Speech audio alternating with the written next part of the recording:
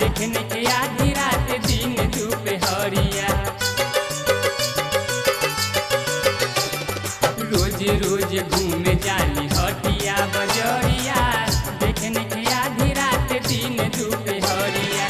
लागली के रखले ह लागली के रखले स्पेशल दल घोटनी ए पापा ई तरह चमचोरनी ए पापा ई तरह चमचोरनी ए पापा।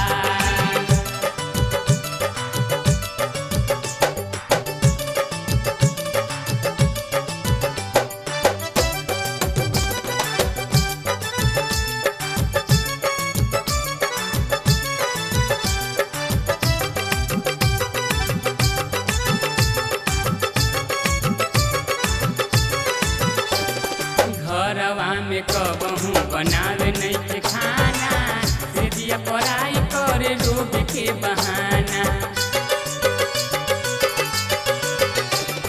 घरवा में कबहू बनावे नहीं के खाना, से दिया पढ़ाई करे रोग के बहाना।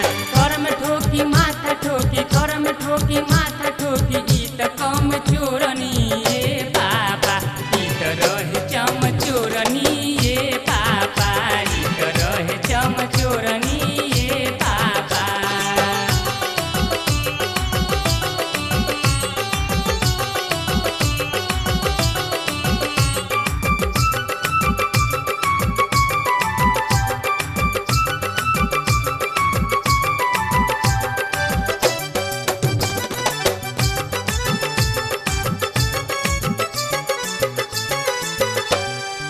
एकरा के संजित भावे हटिए के केला, घूमी घूमी खोज पातर ताजा अलबेला।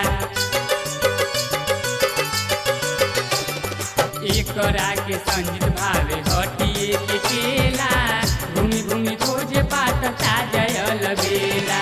उदे कैसे सुधरी उदे कैसे सुधरी